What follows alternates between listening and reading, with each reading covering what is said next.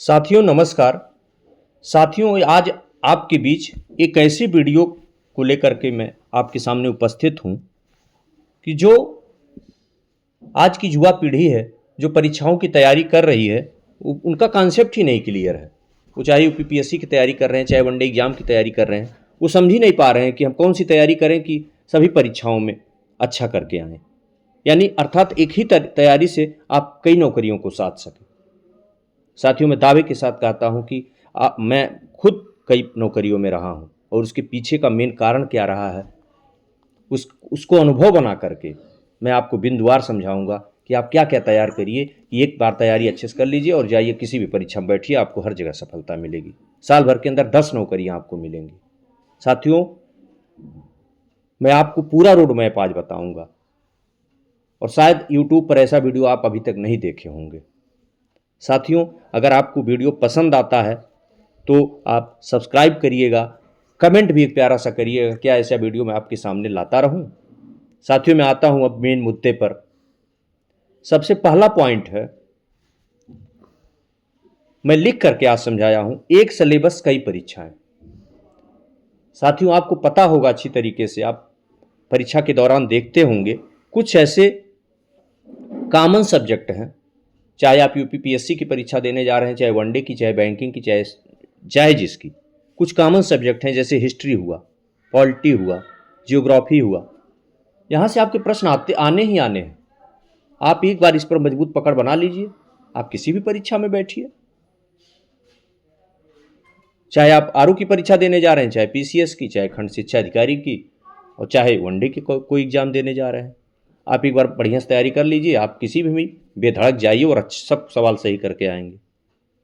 और दूसरा जो सभी लोग गलत बताते हैं कि करंट अफेयर आप साल भर पढ़ते रहिए। नहीं साथियों, करंट अफेयर में आप पढ़िए, लेकिन केवल उन्हीं मुद्दों को पढ़िए जो हर परीक्षा में काम करे। जैसे नियुक्ति हो गई, बजट हो गया, सर्वे हो गया, योजनाएं हो गई, ये सब आपको चाहे पीसीएस में आप देंगे, चाहे आरओ देंगे, चाहे आप वनडे का एग्जाम देंगे, सब में काम करेगा। लेकिन आपका मेन फोकस, मैं बता रहा हूं आपसे कि अभी मैं पीसीएस का एग्जाम देने गया था पिछली बार, उसके पिछली बार भी दिया। लोग यही कहे अरे मैं तो घटना चक्र पढ़ते ही रह गया, घटना सार पूरा पढ़ते रह गया और उसमें से तो कुछ मिला ही नहीं। यही होता है साथियों। आप अपना मेन जीएस जो है वो तैयार करिए। करंट अफेयर पे इतना समय मत लगा दीजिए कि आपका मेन जीएस वाला पोर्शन छूट जाए। करंट अफेयर आप सॉलिड पढ़िए। तीसरा पॉइंट है, सामान्य हिंदी आपकी हर जगह आनी है। कोई भी परीक्षा आप दे रहे हैं, देख रहे होंगे अधिकतर परीक्षाओं में सामान्य हिंदी है। रीजनिंग आपका, बेसिक रीजनिंग आपका क्लियर होना चाहिए। आपका बेसिक लेवल पे जो मैथ हो क्लियर होना चाहिए। अगर आपके इतने टॉपिक तैयार हैं तो आप बताइए कौन सी ऐसी परीक्षा है जिसमें आप जाएंगे और बहुत अच्छा नहीं करके आएंगे। किसी भी परीक्षा में, चाहे यूपीपीएससी हो, चाहे एसएससी हो, चाहे आरओ हो, चाहे बीईओ हो, चाहे बैंकिंग हो, 60 से 70% सिलेबस समान है। आप मिला के देख लीजिए, आज ही उठा के अभी देखिए, आप खुद महसूस करेंगे कि सही बात है। आप इस 60-70% पे बढ़िया से कॉन्फिडेंस एक बार बना लीजिए, आप एक साल में 5, 7, 10 नौकरियां पाएंगे। एक बार साथियों इस पर ध्यान जरूर दीजिएगा। अब दूसरा पॉइंट मैं आपको बताता हूं जो आपके कॉन्सेप्ट को एकदम तैयारी को क्लियर कर देगा। हमारा दूसरा बिंदु जो होना चाहिए तैयारी के दौरान, एग्जाम वाइज तैयारी हमें नहीं करनी है, हमें टॉपिक वाइज पढ़ना है।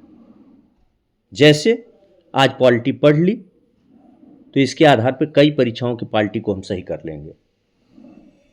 पॉलिटी तैयार अर्थात मैं कई परीक्षाओं को भेदने के लिए तैयार हूं। अर्थात एक टॉपिक और लगभग कम से कम 5 परीक्षाएं आप पूरे कॉन्फिडेंस के साथ जाएंगे। तीसरा बिंदु जो है, पिछले 10 सालों का आप जिस भी परीक्षा को देने जा रहे हैं, खंड शिक्षा अधिकारी पेपर को देने जा रहे हैं, इसके पिछले पेपरों को हल कर डालिए बढ़िया से। आरओ का देने जा रहे हैं, उसके पिछले सालों में देखिए कहाँ कहाँ से प्रश्न आए हैं, हल कर डालिए व्याख्या सहित। पीसीएस का देने जा रहे हैं उसको हल कर डालिए, बैंकिंग का देने जा रहे हैं उसको हल कर डालिए। पिछले 10 सालों के पेपर आप जो भी परीक्षा देने जा रहे हैं, एसएससी का देने जा रहे हैं उसको हल कर डालिए। आपके पास एक मजबूत कॉन्फिडेंस होगा। अभी मैं ऊपर आपको बताया था चौथा पॉइंट मैं वही बनाया हूँ कि करंट अफेयर में जो महत्वपूर्ण पॉइंट है आप केवल वही पढ़ेंगे। मैंने लिख भी दिया। पांचवा साथियों, अब जैसे मान लीजिए आप इतना चीज तैयार कर लिए, कॉमन वाली चीजें आपकी तैयार हो गई जो हर परीक्षा में पूछी ही जानी है। अब आपके पास एक मजबूत कॉन्फिडेंस है कि मैं किसी भी परीक्षा में 60 से 70% क्वेश्चन सही करने की स्थिति में आ गया। अब मान लीजिए आप कल को खंड शिक्षा अधिकारी पेपर देने जा रहे हैं। अब उसमें देखिए 70% तो आप पढ़े हुए हैं, 30% और क्या है उसको आप जब भी मतलब 1 महीने 15 दिन जब जो समय रहे 30% पर समय लगा दीजिए। पहले कॉमन सब्जेक्ट, फिर उसके बाद एग्जाम स्पेसिफिक, अर्थात उस एग्जाम का क्या स्पेशली क्राइटेरिया है उसको आप 30% पढ़ लीजिए, आपका 100% हो गया। साथियों, अगर इस रणनीति पर आप चलेंगे तो मैं दावे के साथ कहता हूं कि आप एक ही साल में कई नौकरियां हासिल करेंगे।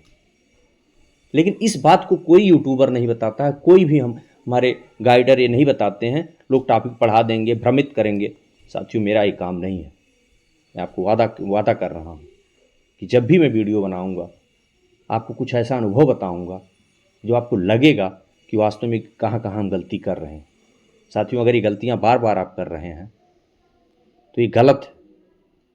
मैं किसी को गलत नहीं ठहरा रहा हूँ। जो लोग यूट्यूब पे बहुत अच्छी अच्छी शिक्षाएं दे रहे हैं, सभी लोग अपना अच्छा काम कर रहे हैं, लेकिन मैंने सोचा कि इस टॉपिक पे कोई बोल ही नहीं रहा है, मैं इस टॉपिक पे वीडियो बनाऊं। साथियों, अगर मेरा वीडियो आपको पसंद आया हो तो आप सब्सक्राइब जरूर करिएगा, एक कमेंट जरूर करिएगा कि वीडियो आपको कैसा लगा, क्या आपकी तैयारी में सहायक हो पा रहा है। और लास्ट की एक लाइन से आपके इस वीडियो को मैं ख़त्म करूंगा, स्मार्ट प्रिपरेशन।